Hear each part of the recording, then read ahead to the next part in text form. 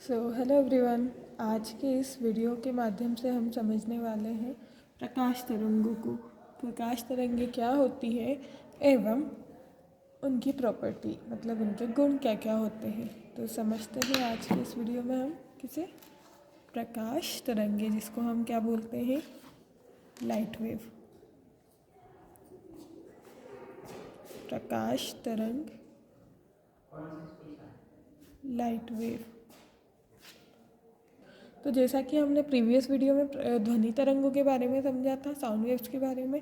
अब हमारा टॉपिक का आज का नाम क्या है, प्रकाश तरंगे। अब प्रकाश तरंगे होती क्या है, जैसे हम जो है दिन रात इसके कांटेक्ट में आते हैं।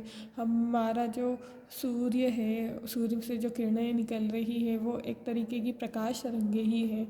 तो यह कैसी तरंगे होती है, अयांत्रिक तरंगे होती है। इन्हें अयांत्रिक तरंगे इसलिए कहा जाता है क्योंकि यह जब भी संचरण करती है तब इन्हें संचरण के लिए मतलब गति करने के लिए, प्रोपगेशन के लिए मीडियम की, माध्यम की आवश्यकता नहीं होती है। तो हम इसे थोड़ा सा डिफाइन करते हैं कि प्रकाश तरंगे होती क्या है। तो प्रकाश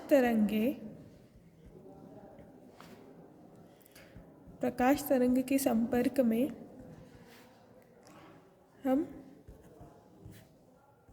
दिन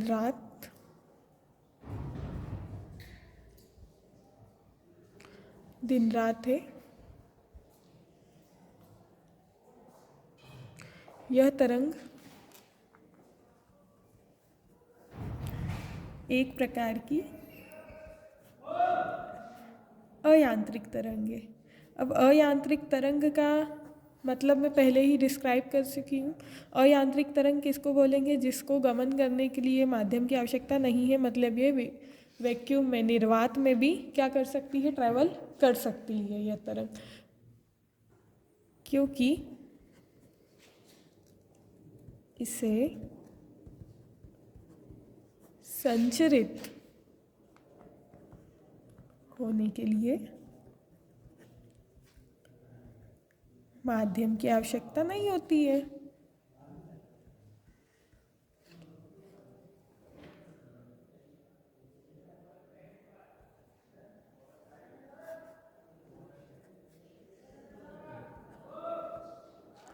इसका मतलब ये हुआ कि यह तरंग निर्वात में गति या गमन कर सकती है।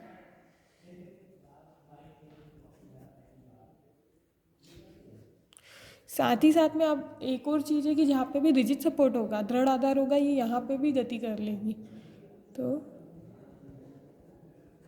साथ ही साथ जहाँ दृढ़ आधार होगा, यह तरंग वहाँ पर भी गति कर सकती है।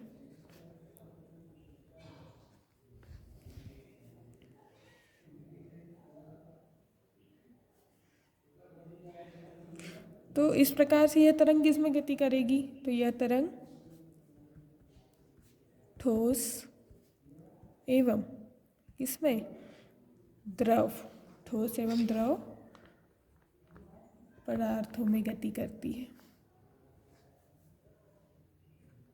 गमन या गति बात एक ही होता है।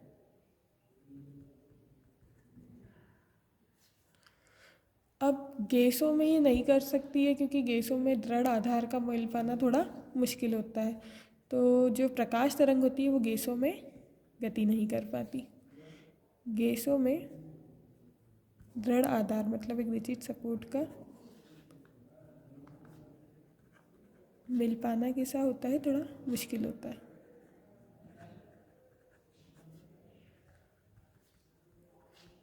अतः प्रकाश तरंग क्या होगी, गैसों में गति नहीं कर पाई।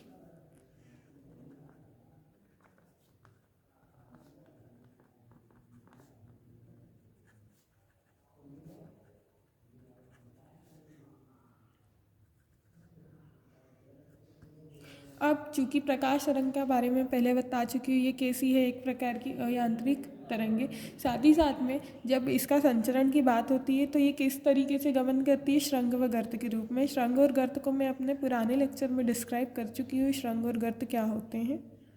तो आप मेरे प्रीवियस लेक्चर देख लेना वेव मोशन के, उसमें आपको मिल जाएगा श्रृंग व गर्त का मतलब।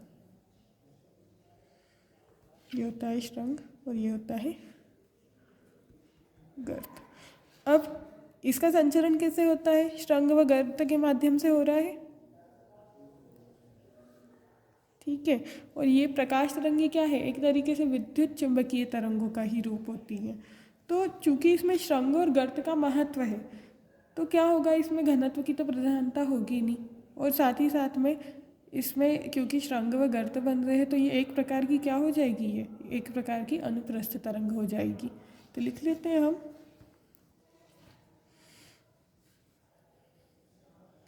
यह श्रृंग व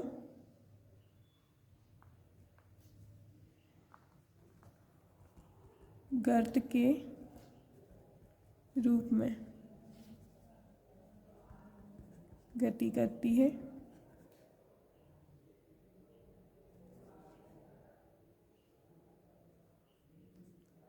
या संचरित होती है। अतः इसमें घनत्व की क्या होती है, घनत्व की प्रधानता नहीं होती है।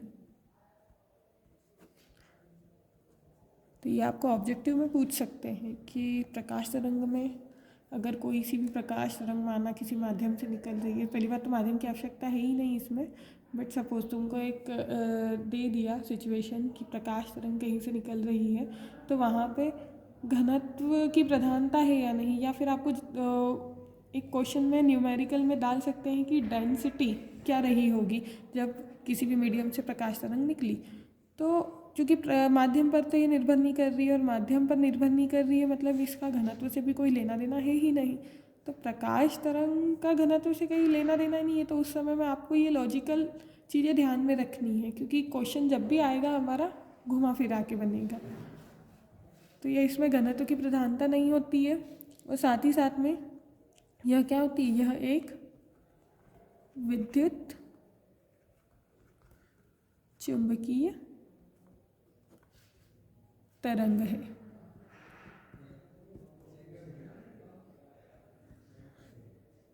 इसे हम अनुप्रस्थ तरंग मान सकते हैं, या इसे हम अनुप्रस्थ तरंग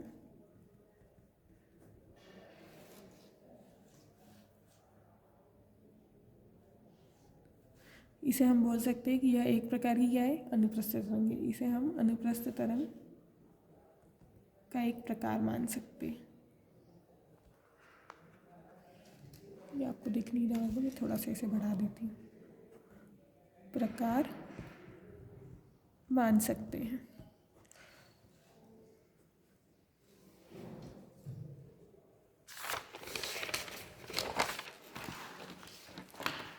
अब नेक्स्ट क्या है, इसकी प्रॉपर्टी की बात करते हैं हम, मतलब कि इसकी प्रॉपर्टी क्या होगी, गुण क्या होंगे इनके। तो आइए अब हम समझते हैं इन तरंगों की गुण या प्रॉपर्टी। पहली प्रॉपर्टी तो यही है कि इन तरंगों के गमन करने के लिए इन्हें क्या है, माध्यम की आवश्यकता नहीं है। इन तरंगों के लिए माध्यम का होना आवश्यक नहीं होता है।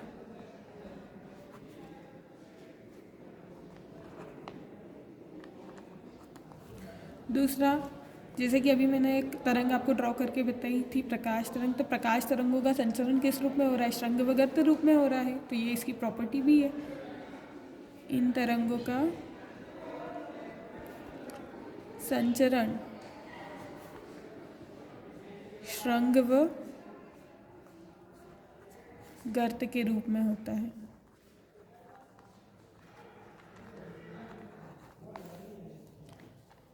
नेक्स्ट क्या है? नेक्स्ट है यह ठोस और द्रव में संचरित करती है क्योंकि यह गैसों में संचरित नहीं हो पाती है।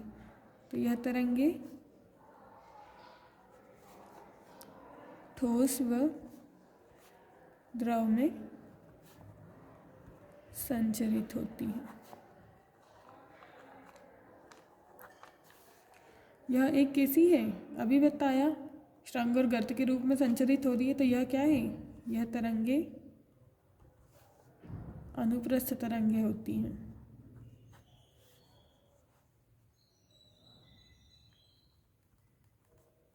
और साथ ही साथ में क्या है? यह एक अयांत्रिक तरंग भी है। अब इसमें क्या हो रहा है, हमें पता है कि जब हम किसी तरंग को अनुप्रस्थ बोल रहे हैं तो अनुप्रस्थ का मीनिंग मैंने आपको बताया था। ट्रांसवर्स वेव क्या होती है? जब भी कर्ण के संचरण की दिशा होगी और जो हमारी वेव संचरण की दिशा होगी, तरंग के संचरण की दिशा और कर्ण के संचरण की दिशा, दोनों इसमें क्या होगी? एक दूसरे की परपेंडिकुलर होगी, लंबवत होगी। तो वहाँ पर बनती है अनुप्रस्थ तरंगे। तो इस प्रकार से जो हमारी प्रकाश तरंग हो जाएगी, लाइट वेव, वो भी क्या हो जाएगी? एक प्रकार की अनुप्रस्थ तरंग। मतलब इसमें जो कण और जो हमारी वेव है, तरंग है, उन दोनों के बीच में जो डायरेक्शन का अगर हम बात करें तो वो कैसे है? एक दूसरे के लंबवत है। तो ये भी लिख लेते हैं कि प्रकाश तरंग में कण की दिशा व तरंग संचरण की दिशा एक दूसरे के लंबवत होती है।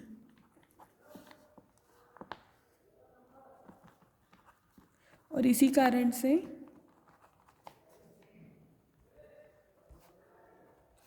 प्रकाश तरंगों को क्या बोलते हैं? प्रकाश तरंगों को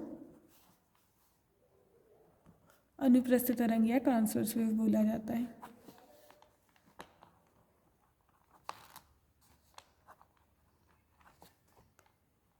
तो देखो, ये क्वेश्चन जो है आपसे या तो डायरेक्ट पूछ सकते हैं, ऑब्जेक्टिव पूछ सकते हैं। क्या प्रकाश तरंग एक प्रकार की अनुप्रस्थ तरंग है? तो हाँ है। क्या प्रकाश तरंग एक प्रकार की अयांत्रिक तरंग है? तो हाँ, यह भी है।